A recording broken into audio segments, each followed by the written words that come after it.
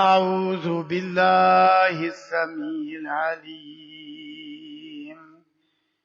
من الشيطان الرجيم من همزه ونفخه ونفثه بسم الله الرحمن الرحيم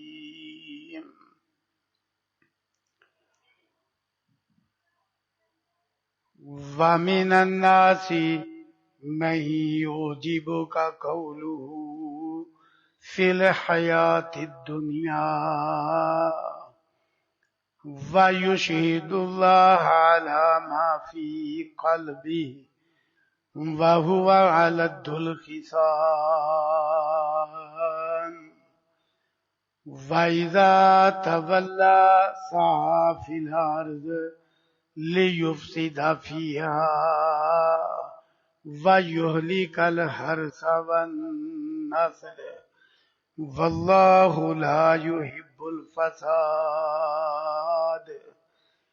وَإِذَا قِيلَ لَهُ اتَّقِ اللَّهَ أَخَذَتْهُ الْعِزَّةُ بِالْإِثْمِ فَحَسْبُهُ جَهَنَّمُ وَلَبِئْسَ الْمِهَادُ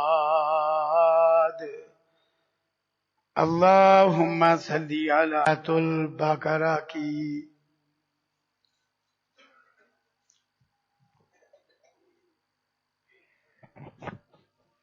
3 آیات کریمہ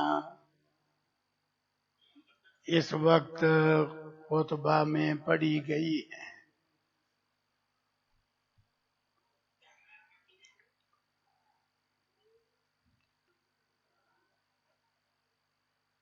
اللہ رب العزت نے ان آیات مبارکہ میں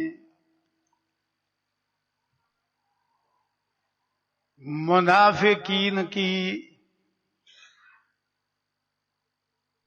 5 انتہائی بری خصلتیں،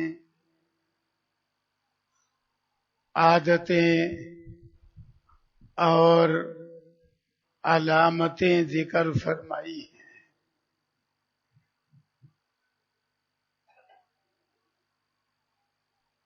اور جن لوگوں میں بھی وہ بری خصلتیں پائی جائیں اللہ تعالیٰ نے انہیں جہنم کی وعید سنائی ہے۔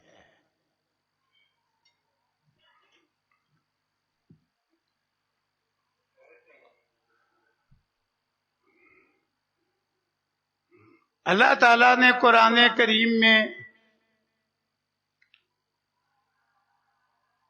نیکی کی ترغیب دینے کے لیے اور برائی سے روکنے، خبردار کرنے کے لیے کئی طریقے اور اسلوب اختیار فرمائے ہیں۔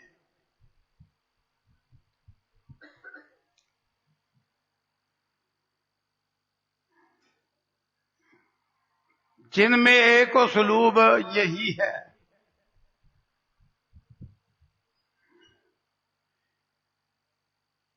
کہ اچھے لوگوں کی اچھی خصلتیں بیان کر کے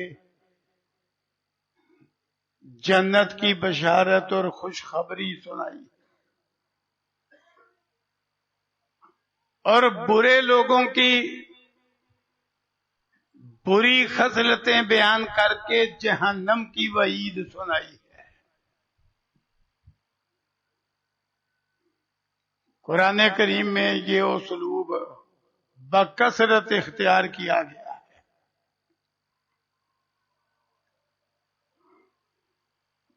تو سورہ بقرہ کا یہ مقام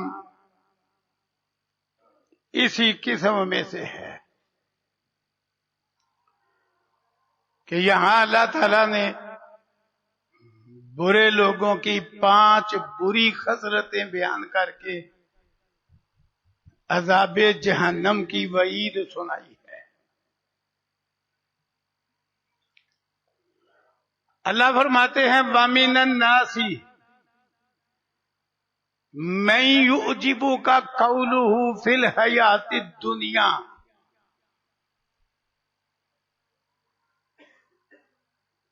یہ پہلی بری خصلت ہے جو اللہ کو انتہائی ناپسند ہے کہ آدمی دنیاوی علوم و فنون میں اتنا ماہر ہو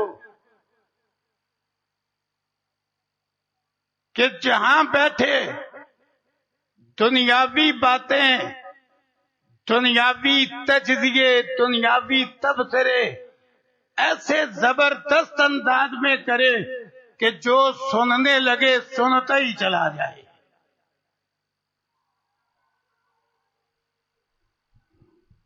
آخرت کے علم سے خالی ہے، آخرت کا علم، دین کا علم اس سے خالی ہے۔ دنیاوی علوم و فنون میں وہ اتنا ماہر ہے کہ جس جگہ بھی وہ دنیاوی باتیں کرتا ہے وہ لوگوں کو بھلی محسوس ہوتی ہیں۔ وَمِنَ النَّاسِ مَن يُعْجِبُكَ قَوْلُهُ فِي الْحَيَاةِ الدُّنْيَا، یہ منافق کی پہلی بری خصلت اللہ نے بیان فرمائی کہ دنیاوی علوم میں تو ماہر ہونا کہ بات کرے تو لوگ سنتے ہی چلے جائیں۔ میں لوگوں میں ایسے بھی ہیں کہ دنیاوی زندگی کے بارے ان کی باتیں آپ کو بہت بھری لگے گی، حیران کر دے گی۔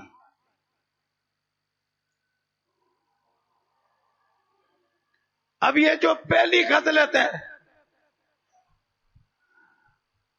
اگر معاشرے پہ نظر ڈالی جائے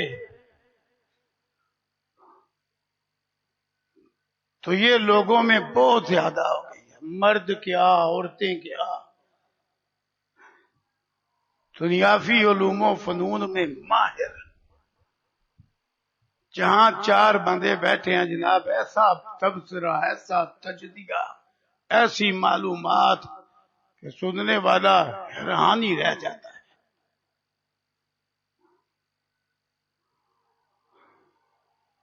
لیکن دین کے علم میں صفر، قرآن نہ ناظرہ آتا ہے نہ ترجمے سے آتا ہے۔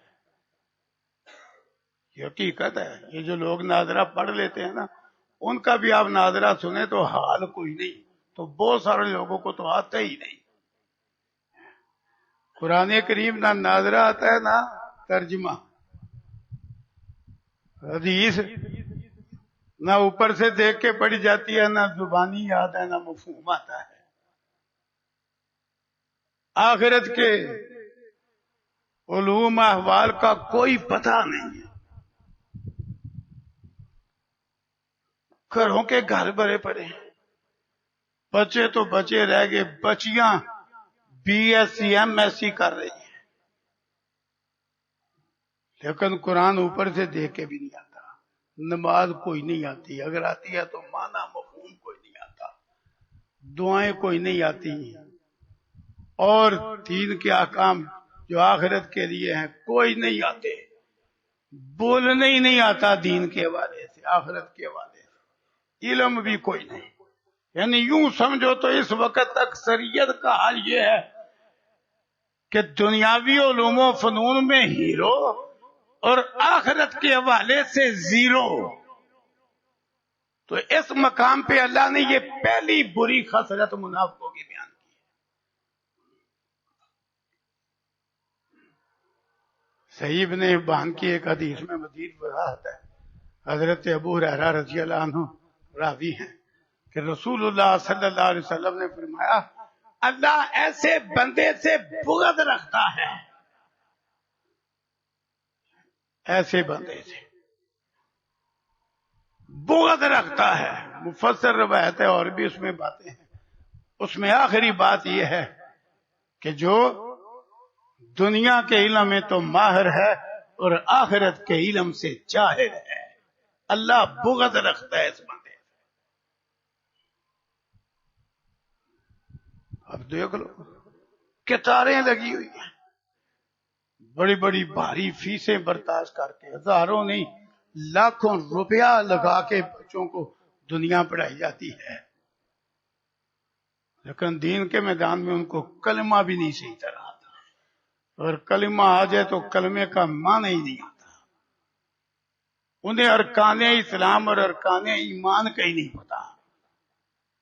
یہ حقیقت ہے، اکثریت اور بھاری اکثریت کا اس وقت دیا، تو اللہ نے تو یہ منافق کا کردار کیا۔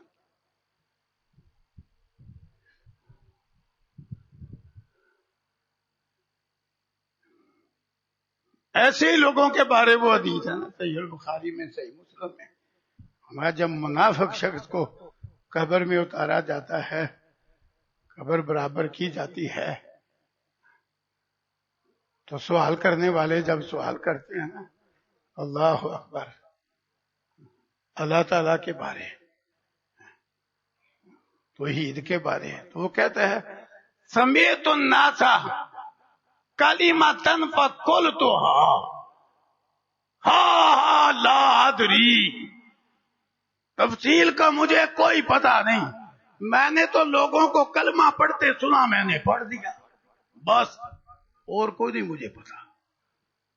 تو کتنے لوگ ہیں اسی طرح کے کہ بس انہیں کلمہ ہی سن کے پڑھ لیا کہ مسلمانوں کے گھر میں پیدا ہوئے، بس کلمہ پڑھ لیا۔ آپ کسی انتہائی رش والے چوک چوراہے کے کونے پہ کھڑے ہو جائیں، حقیقت ہے مسلمانوں کا ملک ہے، مسلمانوں کا شہر ہے، گزرنے والے ایک ایک شخص سے کلمہ سننا شروع کر دیں، جدی پشتی مسلمان ہوں گے، آپ کو پتا چل جائے گا صحیح کلمہ بھی کتنے لوگوں کو آتا ہے۔ تو کیا کہے گا مجھے کوئی نہیں پتا، میں نے تو بس لوگوں سے کلمہ سنا، میں نے کہہ دیا۔ وہ سوال کرنے والے فرشتے کہیں گے ہیں لا تریتا ولا تلیتا، نہ تو نے خود سیکھا نہ کسی سے ہی سیکھا۔ وہ لوہے کے ہتھوڑے سے ایسی ضرب لگائیں گے کہ جن اور انسان کے سوا ساری کائنات کی مخلوق اس کی چیخ سنے گی۔ وہ جنوں ان سے اللہ نے پردے میں رکھا ہے، قبر کا ماں کہیں گے وہ نہ خود سیکھا نہ کسی سے معلوم کیا، پتہ ہی نہیں تجھے۔ دنیا بڑی آتی ہے، اللہ اکبر، تو گھر گھر لین لگ گئی ہے ڈگری ہولڈروں کی، گریجویٹوں کی،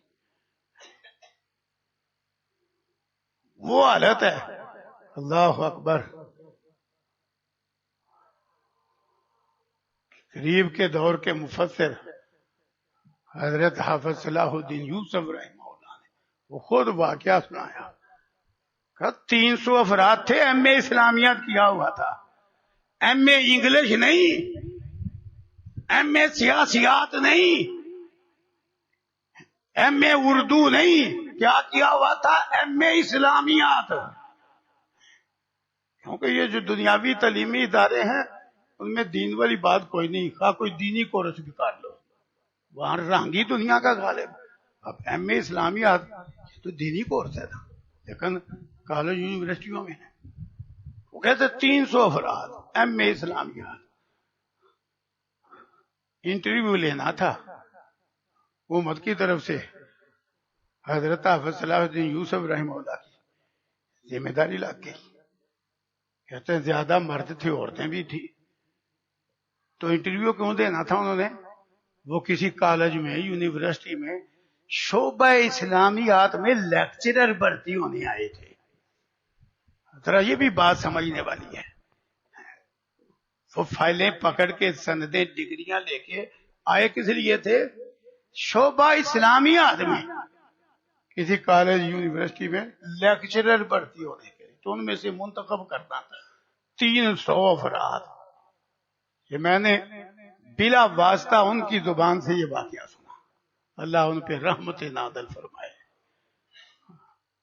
ان کی تفسیر کو، ترجمے کو اللہ نے عرب و عجم میں قبول بخشا۔ بڑی اچھی ان کی یہ خدمت ہے. عام فہم مختصر تفصیل لکھے گئے، احسن البیان کے نام سے مل جاتی. کہتے ہیں لو اچانک میرے دل میں بات آ گئی، میں نے سب سے پہلے نا قرآن کریم کا سادہ نسخہ منگوا لیا. جو آئے نا میرا پہلا سوال یہ ہوتا تو یہ قرآن کریم ہے جہاں سے مرضی پڑھ کے سناؤ. آپ ایم اے اسلامیات کر کے اسلامیات کے شعبے میں دین پڑھانے کے لیے، اسلامیات کا مضمون پڑھانے کے لیے لیکچرر بھرتی ہونے آئے ہیں تو سب سے اہم کتاب تو قرآن کریم ہے. آپ اس سے کتنے واقف ہیں؟ ذرا یہ کھول کے جہاں سے مرضی آپ سنا دیں. کہتے ہیں 300 میں سے 4-5 کے سوا کسی کو قرآن پڑھنا نہیں آیا. کتنے سال لگتے ہیں جی ہمیں اسلامیات کرنے کے لیے؟ کیوں جی 16-17 سال لگ جاتے. غور کیجئے کہ ایک شخص 16-17 سال علم کے شعبے میں رہا ہے، علم کے شعبے میں، اور کتنا اس پہ روپیہ خرچ آیا ہے، لیکن اس بیچارے کو ایم اے اسلامیات کر کے بھی ناظرہ قرآن نہیں آیا.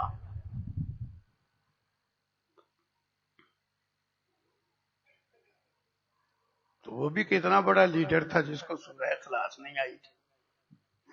مسلمانوں کے ملک ہی تھا. یہ حالات ہیں. اس لیے اللہ نے پہلی علامت یہ بیان کی، وَمِنَ النَّاسِ مَن يُعْجِبُكَ قَوْلُهُ فِي الْحَيَاةِ الدُّنْيَا. لیکن آپ ایسے ہی شخص سے جس کو ناظرہ بھی نہیں آتا، کلمہ بھی نہیں آتا، سیاسی بات چیت شروع کر دے، وہ میرے جیسے مولوی کو بھی بولنے نہیں دے گا. آپ کہتا واسطہ پڑتا ہے کہ حقیقت ہے، وہ بولنے نہیں دے گا. اس کو اتنی معلومات ہوگی، وہ بولنے نہیں دے گا. اور کسی دنیاوی مضمون پر تجزیہ ہو، وہ میرے جیسے کو تو دم مارنی نہیں دے گا، اتنا بولے گا. آتا بیچارے کو ناظرہ بھی نہیں، اور دنیا کا علم بڑھا ہے. تو اللہ نے یہ منافق کی 5 نشانیوں میں پہلی نشانی یہاں یہ بیان کی، وَمِنَ النَّاسِ مَن يُعْجِبُكَ قَوْلُهُ فِي الْحَيَاةِ الدُّنْيَا. دنیاوی علم بڑا، دنیاوی معلومات بڑی، کالم نگار، تجزیہ نگار، مبصر ہیں، سیاست میں لیڈر، قیادت کرنے والا، لیکن آخرت کے علم سے جاہل ہے. تو رسول اللہ صلی اللہ علیہ وسلم نے بھی کیا فرمایا؟ اللہ ایسے بندے سے بغض رکھتا ہے. بغض کیسے بندے سے؟ فرمایا جو دنیا کے علم میں تو ماہر ہے پر آخرت کے علم سے جاہل ہے. اللہ بغض رکھتا ہے، نفرت. اللہ اکبر. کیا ملا؟ 16 سال ڈگریاں اکٹھی کر کے اللہ سے بغض لیا.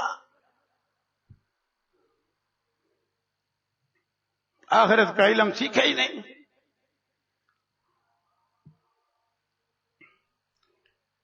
دوسری بری خصلت بیان کی، وَيُشْهِدُ اللَّهَ عَلَى مَا فِي قَلْبِهِ. کردار کوئی نہیں ہے لیکن بات پہ کہے گا میں دل کا بڑا اچھا. اپنے دل کے معاملے پر اللہ کو گواہ بنائے گا، قسمیں اٹھا کے کہے گا میں دل کا بڑا اچھا. میدان سیاست میں دیکھ لو، ہر بندے ہی منہ سے کہہ رہا تھا بے لوث خدمت گزار مخلص. اللہ اکبر. مخلص.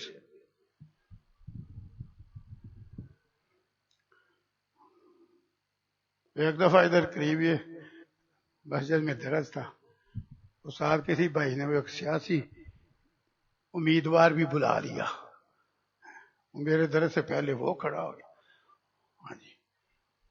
اب اس نے جو 2-4 باتیں کی وہ یہ تھی، میرے بھائیوں میں تمہارے علاقے کا ہوں اور میں بڑا مخلص ساتھی ہوں. اللہ اکبر. اخلاص دل میں ہوتا ہے، اس کا پتہ تو اللہ تعالیٰ کو ہی ہے، یا کسی انسان کو تجربے سے کوئی پتہ چل جائے گا. تو یہاں ہر بندہ ہی وہ اپنے آپ کو کہتا ہے میں مخلص ہوں، قسمیں اٹھا کہتا ہے. وَيُشْهِدُ اللَّهَ الا معافی قلبی، اللہ اکبر، اللہ نے نقشہ کھینچ کے رکھ دیا۔ یہ دوسری بری خصلت ہے، وہ اللہ کو گواہ بناتا ہے اس پر جو اس کے دل میں ہے، کہ میرے دل میں بڑی خیر ہے، میرے دل میں بڑا اخلاص ہے، میں بڑا مخلص ہوں، میں بڑا ہمدرد ہوں، میں بڑا خیر خواہ ہوں۔ قسمیں اٹھا اٹھا کے اپنے دل کو بنا سنوار کے پیش کرے گا، بنا سنوار کے، یہاں تک کہہ دے گا میرا ظاہر نہ دیکھو، میرا دل بڑا زبردست۔ جبکہ رسول اللہ صلی اللہ علیہ وسلم کا فرمان تو یہ ہے، یہ کیسے ہو سکتا ہے دل اچھا اور ظاہر نکما ہو؟ آپ نے فرمایا تھا، صحیح البخاری اور صحیح مسلم کی متفق علیہ حدیث ہے، حضرت نعمان بن بشیر رضی اللہ عنہ راوی ہے کہ رسول اللہ صلی اللہ علیہ وسلم نے فرمایا، الا ان فی الجسد مضغۃ اذا صلحت صلح الجسد کلہ واذا فسدت فسد الجسد کلہ۔ فرمایا جسم کے اندر ایک ٹکڑا ہے، اگر وہ ٹھیک ہے نا تو سارا بدن ٹھیک ہے، اور حقیقت ہے جسمانی اعتبار سے بھی یہی ہے، اور رسول اللہ صلی اللہ علیہ وسلم نے جو روحانی اعتبار سے فرمایا وہ بھی یہی ہے۔ فرمایا جب وہ ٹھیک ہوگا نا سارا بدن ٹھیک ہوگا۔ یہ نہیں نماز پڑھے نا اور کہ میرا دل بڑا مخلص ہے، روزہ رکھے نہ کہ پر میرے دل میں بڑا دین ہے۔ جس طرح کئی لوگ دوسروں کے بارے میں کہہ دیتے ہیں، وہ بندہ بڑا اچھا تھا، اس کی ظاہر تو داڑھی کوئی نہیں تھی، اس کے دل میں داڑھی تھی، ایسی ایسی باتیں کر دیتے۔ رسول اللہ صلی اللہ علیہ وسلم نے کیا فرمایا؟ فرماتے نہیں، جسم کے اندر ایک ٹکڑا ہے، اگر وہ ٹھیک ہے تو سارا بدن ٹھیک ہے، اگر وہ بگڑا ہوا ہے نا تو سارا بدن بگڑا ہوا ہے۔ پھر فرمایا الا وحی القلب، خبردار وہ ٹکڑا دل ہے، دل ہے۔ لہذا جس کا دل ٹھیک ہے نا اس کی خلوت جلوت ٹھیک ہے، اسے کہنے کی کوئی ضرورت نہیں قسمیں اٹھا اٹھا کے کہ میرے دل میں بڑا اخلاص ہے، میں دل سے بڑا خیر خواہ ہوں، ہمدرد ہوں، اسے کوئی بولنے کی ضرورت نہیں، اسے کوئی بولنے کی ضرورت نہیں۔ دل اس کا ٹھیک ہے نا تو اس کی خوشبو روحانی مہک رہی ہوگی، اسے بولنے کی کوئی ضرورت نہیں۔ بابا سعدی اس لیے کہہ گیا ادھر باشد کہ خود بابوید نہ کہ اتار بابوید۔ اتر تو وہ ہے کہ تم دکان کے اوپر چڑھو نا عطر فروش کی دکان پہ، وہ خود بتلائے کہ میں اچھی خوشبو ہوں۔ وہ کیا عطر ہے کہ وہ عطر فروش پکڑ کو کہ یہ سن کے دیکھو، نہیں یہ کوئی بات نہیں، عطر وہ ہے جو خود خوشبو دے، نہ یہ کہ عطار پکڑ پکڑ کے کہے یہ دیکھو یہ دیکھو یہ سنگو۔ تو اس لیے دل صحیح ہو نا تو بدن ویسے ہی صحیح ہے، اسے بولنے کی ضرورت نہیں، اسے قسمیں اٹھانے کی کیا ضرورت ہے؟ بات بات پہ قسم، بات بات پہ قسم، بات بات کے قسم وہی اٹھاتا ہے، اس کو اپنے اوپر ہی خود اعتماد نہیں ہوتا، وہ سمجھتا ہے کہ لوگ بھی مجھے جانتے ہیں کہ میں کیا ہوں، اس لیے وہ قسمیں اٹھا اٹھا کہتا ہے میں بڑا مخلص ہوں، میں بڑا ہمدرد ہوں، میں بڑا خیر خواہ ہوں۔ میں وَيُشْهِدُ اللَّهَ عَلَى مَا فِي قَلْبِهِ، وہ اپنے دل کی بات پہ اللہ کو گواہ بناتا ہے، قسمیں اٹھا اٹھا کے کہتا ہے جی میں بڑا اچھا ہوں۔ اب دیکھ لو قرآن کریم میں سے بھی حدیث اور سنت میں سے بھی، ایک طرف آپ کھڑے مومنوں کا کردار پڑھیں جو نزول قرآن کے زمانے میں صحابہ کرام تھے، اور دوسری طرف وہ جو منافق تھے ان کا کردار پڑھیں، اللہ اکبر، تو یہی فرق نظر آئے گا۔ وہ مخلص ہو کر ایمان میں اعلیٰ درجے کے ہو کر وہ ڈرتے پھرتے تھے، حتیٰ کہ رسول اللہ صلی اللہ علیہ وسلم نے نام لے کے کہا ہوا تھا نا جن کو کہ تم جنتی ہو، وہ پھر ڈرتے تھے، ڈرتے پھرتے تھے وہ۔ اور جو منافق تھے وہ کہتے ہیں لو ہم نہیں تو اور کون،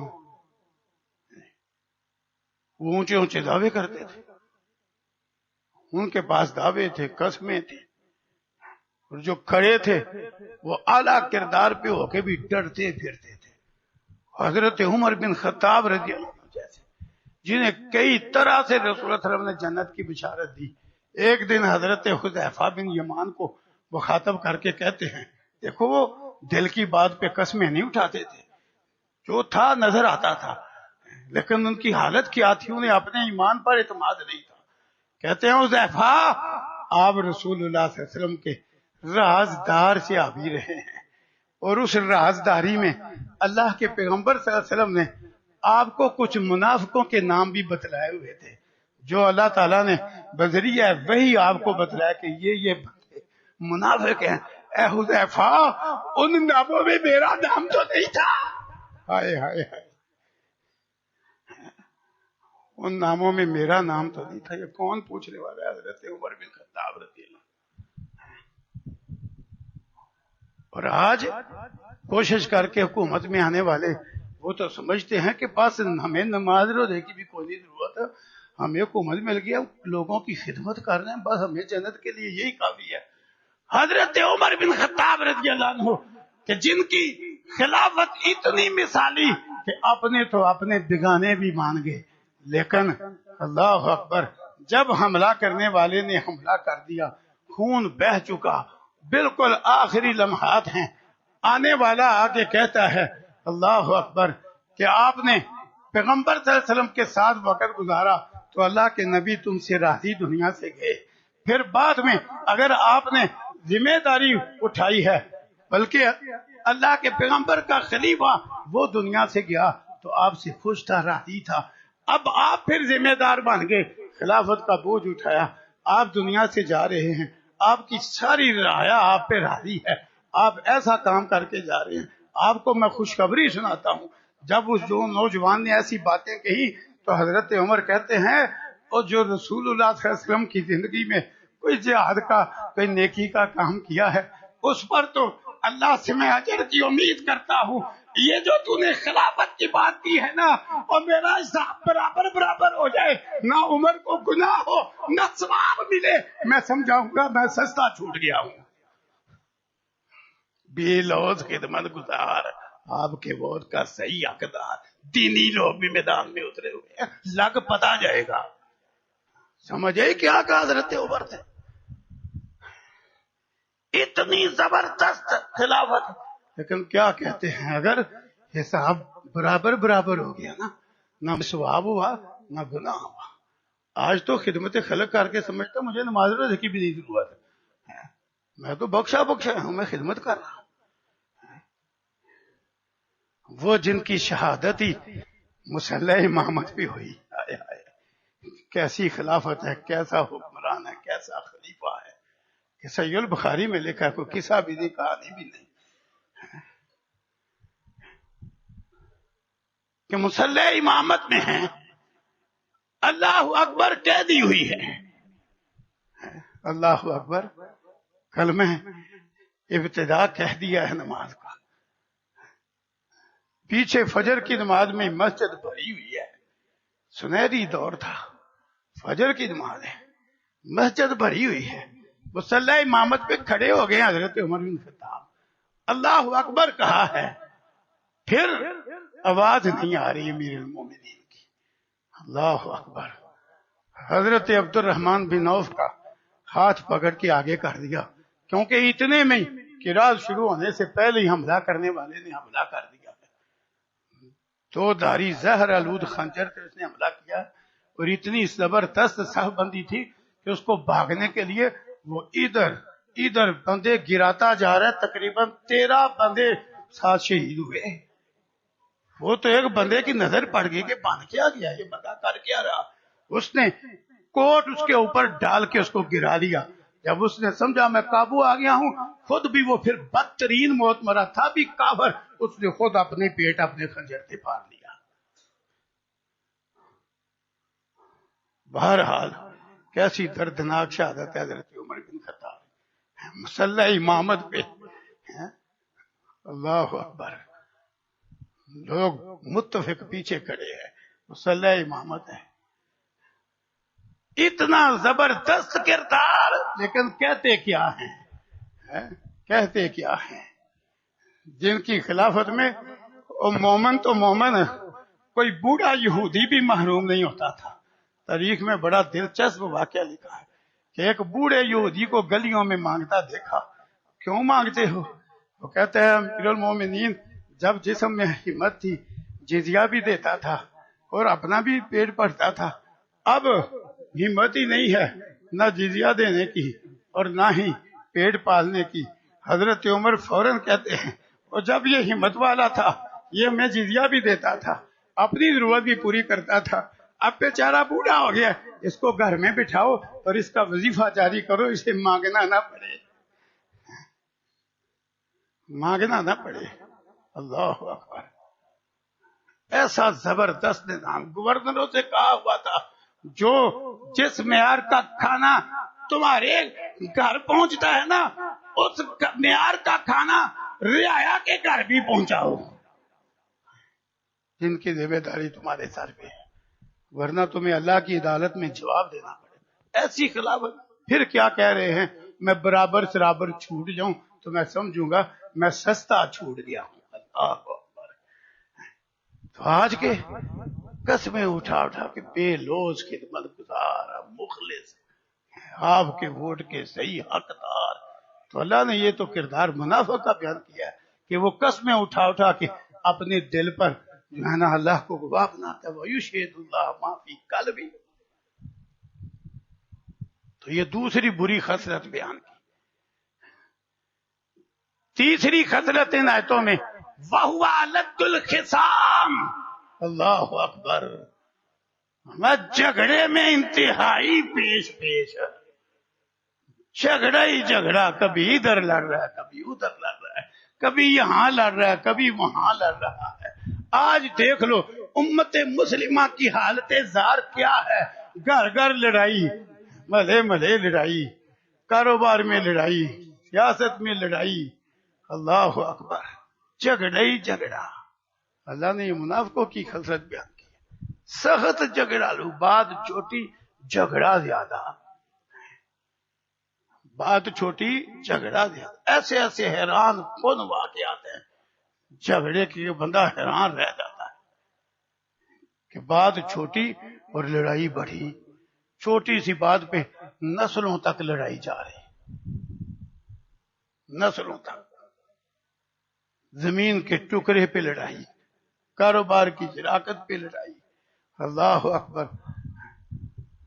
30 سال شیر شکر رہنے والے بھائی جب وراثت کا مال کی تقسیم کا معاملہ آیا تو ایک دوسرے کے گریبان پکڑے ہوئے، لڑائی، جھگڑے ہی جھگڑے۔ یہ سخت جھگڑالو ہونا یہ تو منافق کی علامت ہے۔ رسول اللہ صلی اللہ علیہ وسلم نے تو بشارت دی تھی اور میں اس کو جنت کے وسط میں اونچے محل کی بشارت دیتا ہوں جو حق پہ ہو کے بھی جھگڑا چھوڑ دے۔ سبحان اللہ، حق ہے اس کا، پھر کہتا ہے نہیں لڑائی کے بغیر ملتا ہے تو لوں گا، میں لڑ کے نہیں دیتا، وہ لڑائی چھوڑ دیتا ہے، جھگڑا چھوڑ دیتا ہے، حق پہ ہو کے بھی، پتہ ہے زمین اس کی ہے لیکن وہ پھر نہیں لڑتا، کہتا ہے نہیں بھائی لڑائی کے بغیر مجھے میرا حق ملے تو لینا ورنہ میں نے نہیں لینا۔ نبی فرماتے ہیں میں جنت کے وسط میں اونچے مال کی بشارت دیتا ہوں، حق پہ ہو کے بھی جھگڑا چھوڑ دے۔ یہاں لوگوں نے بات ہی بنائی ہوئی ہے حق چھینا جاتا ہے لیا نہیں جاتا، حق کی لڑائی ہو رہی ہے بلکہ دوسرے کے مال پہ قبضے کی لڑائی ہو رہی ہے۔ اب تو حالت یہ دوسرے کے مال پہ قبضے کی لڑائی ہو رہی ہے، دوسروں کی وراثتیں کھا کے لڑائی ہو رہی ہے۔ وَهُوَ لَدُّ الْخِصَامِ، سخت جھگڑالو ہونا یہ منافق کی تیسری بری خصلت اللہ تعالیٰ نے بیان کی ہے۔ وَهُوَ لَدُّ الْخِصَامِ، کہ وہ سخت جھگڑالو، ہر جگہ جھگڑا ہی کھڑا کرتا ہے، جہاں جاتا ہے لڑائی کھڑی کرتا ہے، کبھی ادھر جھگڑ رہا کبھی ادھر جھگڑ رہا۔ تو آج دیکھ لو اہل اسلام کی حالت کیا ہے، وہ ایمان کمزور پڑ گیا، اس لیے جھگڑا ہی جھگڑا، اور بات بھی کوئی نہیں ہے، چلو کوئی بات ہو ہے۔ ایسے ایسے بات معاملات پر قتل کے واقعات ہیں کہ کیا ہے اس نے گاڑی مجھ سے آگے کیوں گزار دی ہے، قتل کر دیا۔ پچھلے دنوں سچا واقعہ ہے کہ بندہ تربوز لے کے گھر گیا ہے، وہ کچا نکلا ہے، اس نے جس چھری سے تربوز چیرا اسی سے جا کے تربوز بیچنے والے کو قتل کر دیا ہے۔ تو نے مجھے کچا کیوں دیا ہے؟ تجھے پتا نہیں میرا حد ہو گئی ہے بھائی۔ اسے کیا پتا تھا تو اتنا بڑا شیطان ہے؟ پتا نہیں میرا، یہ کوئی بات ہے کرنے والی؟ جس پیغمبر کے ہم امتی ہیں اس کا کردار کیا ہے؟ اللہ اکبر۔ صحیح البخاری میں لکھا کہ رسول اللہ صلی اللہ علیہ وسلم اپنی ذات کے لیے بدلہ نہیں لیتے تھے، ذات کے لیے بدلہ نہیں لیتے تھے۔ ہاں، آپ کا لڑنا جھگڑنا صرف اسلام کے لیے اور دین کے لیے تھا۔ جب اللہ کی حرمتوں کو پامال کیا جاتا تو پھر آپ کے راستے میں کوئی رکاوٹ نہیں ڈال سکتا تھا۔ آپ جہاد و قتال کے میدان میں اترتے، لیکن آپ اپنی ذات کے لیے بدلہ نہیں لیتے تھے۔ لیکن جو آپ کا جہاد و قتال تھا، اللہ اکبر، اسلامی جہاد و قتال بھی کوئی اندھا دھند نہیں جو دین کے لیے ہے، اندھا دھند نہیں جس طرح آج کے لوگ کر رہے ہیں، کرے کوئی بھگتے کوئی، یہ جس طرح قریبی واقعہ پیش آ گیا۔ یہ اندھا دھند لڑائی اسلامی جہاد نہیں۔ ویسے بھی جو غیر مسلم ملک میں رہتے ہیں معاہدہ کر کے ان کو تحفظ دینا ضروری ہے۔ اگر ان میں سے کوئی جرم کرتا ہے تو اس کو صرف پکڑو، اور وہ بھی خود کوئی شخص حق نہیں رکھتا کہ وہ قانون ہاتھ میں لے، وہ ذمہ دار کو پکڑائے کہ لو جس نے یہ حرکت کی ہے ساتھ اس کا ثبوت مہیا کرو، یہ کیا ہوا گھروں کو آگ لگا دو، یہ کر دو وہ کر دو۔ اسلام اس کی کوئی اجازت نہیں دیتا، یہ کوئی دینی کارنامہ نہیں جو لوگوں نے کیا ہے۔ ویسے اس وقت لوگوں کی حالت یہی ہے، اپنے آپ کو ناظرہ قرآن نہیں آتا، کوئی بھی حرمتی کر بیٹھے تو لال پیلے ہو جاتے ہیں۔ کیا یہ چھوٹی بھی حرمتی ہے جو خود کلمہ پڑھنے والے کر رہے ہیں؟ لمبی چوڑی فیسیں ادا کر کے رقمیں خرچ کر کے دنیا پڑھی جاتی ہے، قرآن سادہ بھی نہیں پڑھا جاتا، ترجمہ بھی نہیں پڑھا جاتا، دوسروں کی باری لال پیلے ہو جاتے ہیں۔ اسی کرتوت کی تو یہ سزا مل رہی ہے۔ تو بہرحال اسلامی جہاد اس طرح کا نہیں انداز ہوگا۔ اسلامی جہاد کے تو بڑے آداب ہیں، بڑے طریقے ہیں۔ اہل علم نے اتنی اتنی موٹی کتابیں لکھی ہیں اس عنوان پر کہ اسلامی جہاد کے کیا قواعد و ضوابط ہیں۔ یہ نہیں کہ کافروں سے بھی لڑنا ہے تو اندھا دھند ہی لڑنا ہے، جس طرح مرضی حملہ کرتے۔ اٹھاؤ صحیح مسلم، حضرت بریدہ رضی اللہ عنہ بیان کرتے ہیں، آج تو مسلمان آپس کی لڑائی میں اندھا ہو گیا ہے۔ اسلام نے تو کافروں سے جو لڑائی تھی اس کے بڑے آداب اور احکامات بتلائے۔ آپ فرماتے بسم اللہ اغزو، بسم اللہ، اللہ کے نام سے جہاد پہ نکلو، اغزو فی سبیل اللہ، اللہ کی راہ میں جہاد کرو۔ ساتھ فرماتے اغزو، ضرور لڑنے جاؤ، لیکن ولا تغدروا، کافر سے بھی غداری نہیں کرنا۔ یہ غداری ہوئی ہے جو لوگوں نے کیا ہے یہ جڑا والے کے علاقے میں، جو معاہدے سے رہ رہے ہیں ان کو آپ کیسے جلا سکتے ہیں ان کے مکانات؟ کسی ایک کی ان میں سے غلطی کی بات ٹھیک ہے، چلو کافر بھی بڑا ظلم کرتے ہیں، وہ تو سالہ سال سے شہروں کے شہر جلا رہے ہیں مسلمانوں، لیکن ہم مسلمان ہیں، ہم نے اسلام میں رہ کے وہی کرنا ہے جس کی اسلامی اجازت ہے۔ وہ تو ہے ہی کافر، وہ مسلح کرتے تھے، لیکن رسول اللہ علیہ وسلم لشکر بھیجتے تو یہ تربیت دیتے، ایک تو اللہ کے نام پہ لڑو، اللہ کی راہ میں لڑو، اور غداری نہیں کرنا کہ کسی قوم سے تمہارا معاہدہ ہو، وہ بے خوف ہو بے فکر ہو، تم جا کے حملہ کر دو، غداری نہیں کرنا، کافر سے بھی غداری نہیں کرنا۔ یہاں مسلمان سے اوپر سے صلح کر لیتا ہے، جب دیکھا دشمن بے خوف ہو گئے پھر حملہ کر دیا۔ مسلمان سے غداری کر رہا ہے، ہمیں غداری نہیں کرنا، شکل نہیں بگاڑنا۔ کافر لڑتے تو مسلمانوں کی شکلیں بگاڑتے، کتنے صحابہ ہیں جن کی شکل بگاڑی گئی جنگوں میں۔ حضرت حمزہ رضی اللہ عنہ کا مسئلہ کیا گیا، حضرت انس بن نضر رضی اللہ عنہ کا مسئلہ کیا گیا، بڑے بڑے عظیم صحابہ انگلی کے پور سے پہچانے گئے، ایسے بے دردی کے انداز میں انہیں لوگوں نے شہید کیا کافروں نے، لیکن آپ نے فرمایا تم نے جواب میں بھی مسئلہ نہیں کرنا، شکل نہیں بگاڑنا۔ اللہ اکبر، وصیت نصیحت کر کے بھیج دے. اور عورت کو قتل نہیں کرنا، کافر عورت کو بھی قتل نہیں کرنا کہ عورت ویسے ہی کمزور. بچے کو قتل نہیں کرنا. سبحان اللہ. اسلامی جہاد کے تو بڑے احکامات ہیں اور بڑے آداب ہیں. وہ اندھا دھند لڑائی کا نام نہیں ہے کہ کسی کی سزا کسی اور کو دے دو، نہیں. تو بہرحال آج مسلمانوں کی حالت بڑی عجیب ہے. ان کا جھگڑا تو آپس میں بھی کسی اصول اور ضابطے کے مطابق نہیں. دیکھا نا، ایک دوست دوسرے سے لڑ رہا ہے، اس نے جا کے دیکھنا بھی نہیں کہ میرا دوست غلط ہو سکتا ہے، نہیں، اس نے ساتھ ہو کے لڑنا شروع کر دینا. درال درال وہ بات ہے کرنے والی، صرف اس لیے کہ دوست ہے ساتھ شامل ہو گیا لڑائی میں. پتہ ہی نہیں. پہلے پتا تو کرو قصوروار اپنا دوست تو نہیں کہیں، وہ ظالم بھی ہو سکتا ہے. اگر وہ ظالم ہے تو اس کو ظلم سے روکنا اس کی مدد ہے. صحیح البخاری اٹھائیے، رسول اللہ صلی اللہ علیہ وسلم میں اپنے بھائی کی مدد کرو، خواہ ظالم ہو خواہ مظلوم ہو. لوگوں نے کہا مظلوم ہونے کی شکل میں تو مدد کرنا سمجھ میں آ رہا ہے، تو ظالم ہو تو پھر بھی مدد کرے. فرمایا پھر اس کو ظلم سے روکو، یہ اس کی مدد ہے. اس کا ہاتھ پکڑو جا کے کہ تو ظلم کر رہا ہے، بادہ یہاں ساتھ ہی شامل ہو جاتے.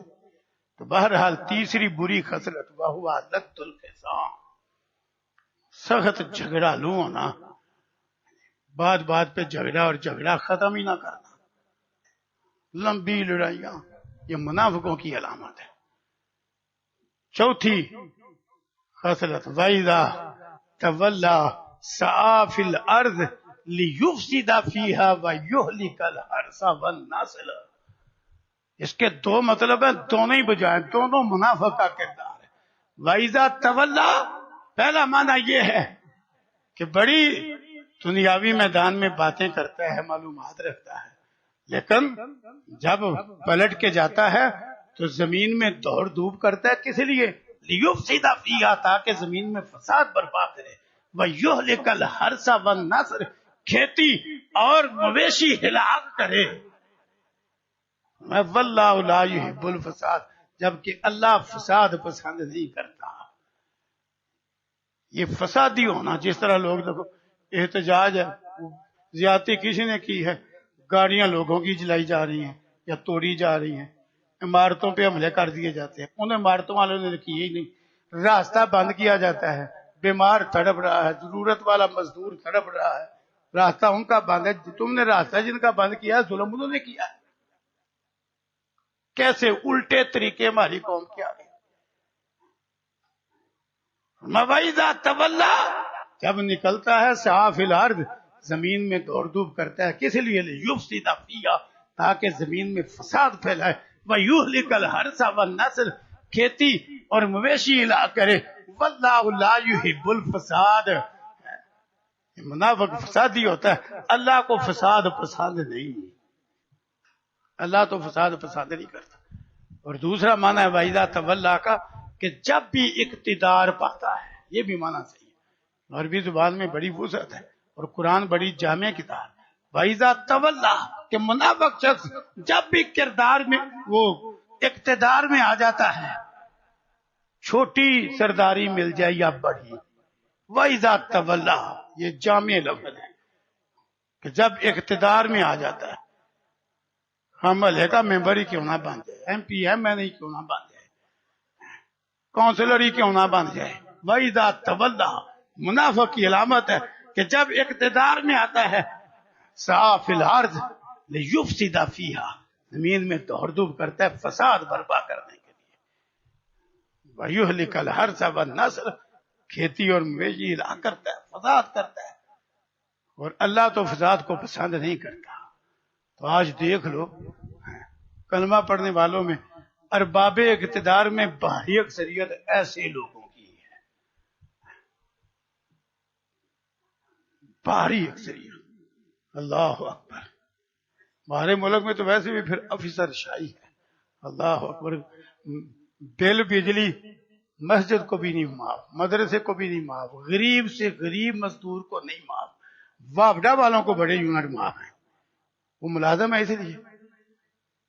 حرام خوری یا کچھ بھی نہیں، ان کو بڑے یونٹ معاف ہے، حتیٰ کہ وہ کھلے دل استعمال کریں، ہر شے، پنکھے، اے سی، فریج، ایئر کولر، وہ اتنے معاف ہیں، وہ مہینے بعد پھر ان کے یونٹ بچ جاتے ہیں، وہ پھر پیسوں کی شکل میں ملتے ہیں۔ حرام ہے جتنا مرضی سمیٹ لو، اتنی لمبی چوڑی تنخواہ لے کے کام پھر رشوت کے بغیر نہیں کرنا، یونٹ اتنے معاف ہیں ساتھ، کام پھر رشوت کے بغیر نہیں کرنا۔ بعد میں جناب لمبی چوڑی پینشن ہے، تنخواہیں پہلے لمبی چوڑی ہیں، یہ کیا ہے؟ اور جشن منانے میں بھی ایسے ہی لوگ پیش دل دل پاکستان، تو دونوں ہاتھوں سے لوٹ رہا ہے، کس منہ سے کہتا ہے دل دل پاکستان؟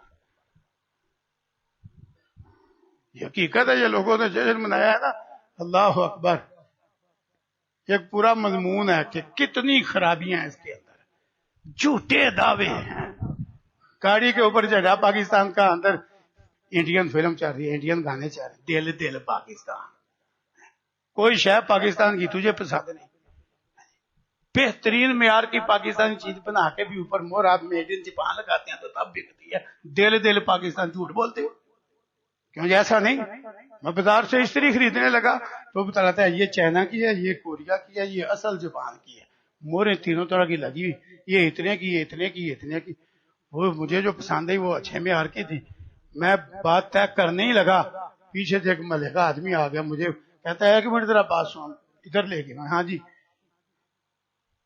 کیا کرنے لگے؟ میں کہ یہ استری بڑی پسند ہے، یہ کہتا ہے اصل جاپانی ہے، یہ میں اس لیے خرید کے لے جانے لگا ہوں۔ وہ کہتا ہے یہ جو تینوں قسم کی استری ایسے سامنے رکھے ہیں نا، یہ آپ کے محلے میں بنتی ہیں، اس نے سارا ایڈریس رکھا، وہاں سے جا کے لو، اس نے تو آپ سے کتنے پیسے لے لینے۔ اور جناب پتا چلا واقعی ہمارے محلے میں تینوں قسم کی استریاں، مور میڈ ان چائنا بھی، میڈ ان تائیوان بھی، میڈ ان جاپان بھی۔ یہ تو حالت ہے، کیوں کو پتا ہے کہ دل دل پاکستان، کام ہم نے پاکستان میں نہیں کرنا، وہ دوسرے ملک جانا ہے، کھڈیں کی لگا کے جانا پڑے،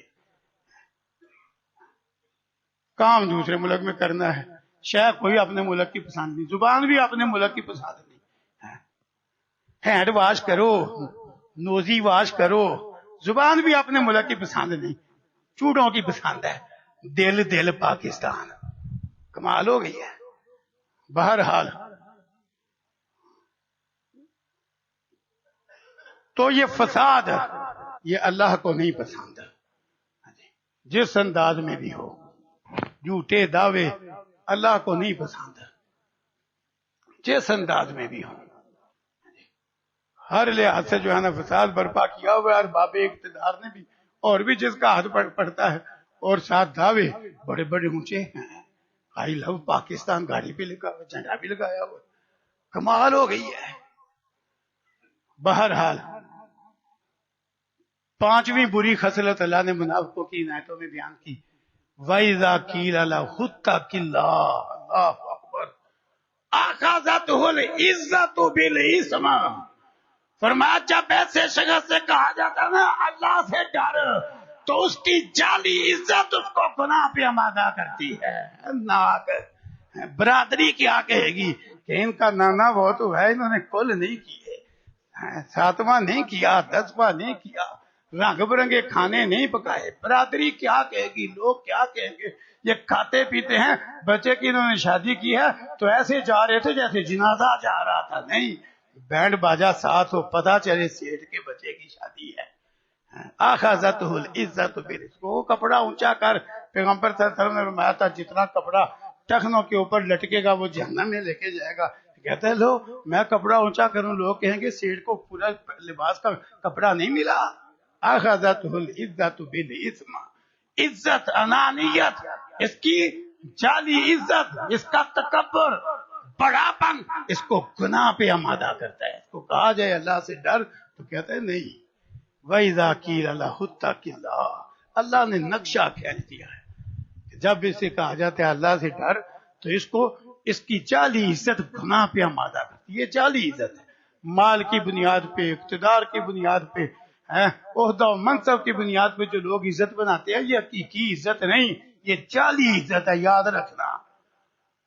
صحیح البخاری میں ہے رسول اللہ صلی اللہ علیہ وسلم راستے میں بیٹھے ہوئے تھے، ایک بندہ گزرا، بندہ زرق برق لباس، بڑا مال، چمک چمک، آپ کے ساتھ ایک بندہ بیٹھا تھا، میں تبصرہ کروں، وہ تبصرہ کر کے کہتا ہے یہ امیر آدمی ہے، کسی کے دروازے پہ دستک دے فوراً دروازہ کھلے گا، جی سیٹ صاحب آئے، کہیں پیغام نکاح بھیجے فوراً رشتہ ملے گا، کھاتے پیتے ہیں، کسی کا سفارشی بن کے جائے اس کی سفارش سنی جائے گی، کھاتا پیتا آدمی۔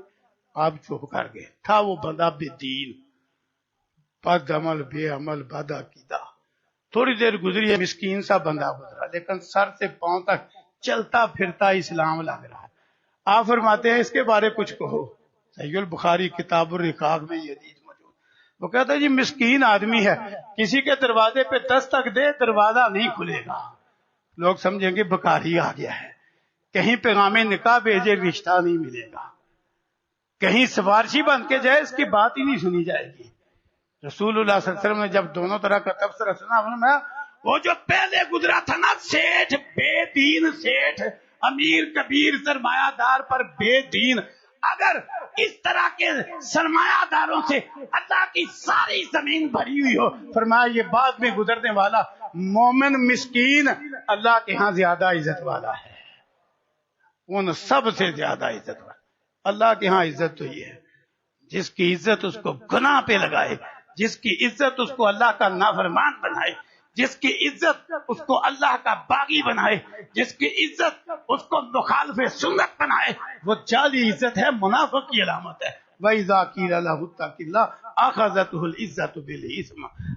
5 بری خصلتیں بیان کر کے آخر میں اعلان کیا کیا، فرمایا فَحَسْبُهُ جَهَنَّمَ وَلَبِئْسَ الْمِہَادُ۔ جن لوگوں میں یہ 5 بری عادتیں پائی جائیں ان کے لیے جہنم کافی ہے اور وہ بدترین جگہ ہے۔ فَحَسْبُهُ جَهَنَّمَ، جہاں بچھونا بھی آگ کا، اوڑھنا بھی آگ کا، قُطِّعَتْ لَهُمْ ثِيَابٌ مِّن نَّارٍ، کپڑے بھی آگ کے، اور ہر طرف سے اس کو بند کر دیا جائے گا۔ فَحَسْبُهُ جَهَنَّمَ، ایسے لوگوں کو جہنم کافی ہے، وَلَبِئْسَ الْمِہَادُ، اور وہ بہت بری جگہ ہے، برا ٹھکانہ ہے، جہاں ہر طرح کی خطرناک سے خطرناک سزا موجود ہوگی۔ اللہ جہنم کی گرم ہوا سے بھی محفوظ فرمائے اور جہنم سے بچنے کے لیے ان بری خصلتوں سے بھی بچنے کی توفیق عطا فرمائے۔ وآخر دعوانا ان الحمد للہ رب العالمین۔ تو جو اس کا سامان سسرال کے گھر میں ہے، کیا ہم وہ لے کر کسی اور بیٹی کو دے سکتے ہیں؟ فوت شدہ جو بھی مال رکھتا ہے، وہ زمین ہو، سامان ہو، پیسہ ہو، نقدی ہو، وہ سارا کچھ وراثت ہوتا ہے، لہذا وہ سارا مال واپس نہیں آنا۔ اگر تو بچی کی اولاد ہے، اولاد بھی وارث ہے، شوہر موجود ہے، اولاد نہیں تو شوہر کو آدھا مال شوہر کو مل جانا ہے، وہ سارے سامان میں سے جتنا بھی بچی کی ملکیت ہے۔ اگر اولاد ہے تو پھر چوتھا حصہ اس کو مل جانا ہے۔ بچی کے ماں باپ ہیں، چھٹا حصہ ماں اور باپ دونوں کا ہے، باقی اولاد کا ہے۔ اس طرح وراثت تقسیم ہوگی، یہ نہیں کہ سارا مال اسی طرح واپس لے کے کسی اور بیٹی کو دیا جائے، ایسا نہیں ہوگا، یہ نہیں درست۔ ہمتی عدد خلقی، آخر تک کہتے ہیں یہ ہے تو صبح کے اذکار میں، لیکن میں جب بھی کوئی شکر کا اظہار کرنا چاہتا ہوں تو دل میں اسی وقت اس دعا کی طرف توجہ جاتی ہے، تو اس وقت بھی یہ پڑھ لیتا ہوں۔ صبح شام کے اذکار کا یہ مطلب نہیں کہ وہ اور کسی وقت پڑھے نہیں جا سکتے، جب چاہے بھی آدمی پڑھ سکتا ہے۔ اللہ تعالیٰ عمل اور اصلاح کی توفیق عطا فرمائے۔ جتنے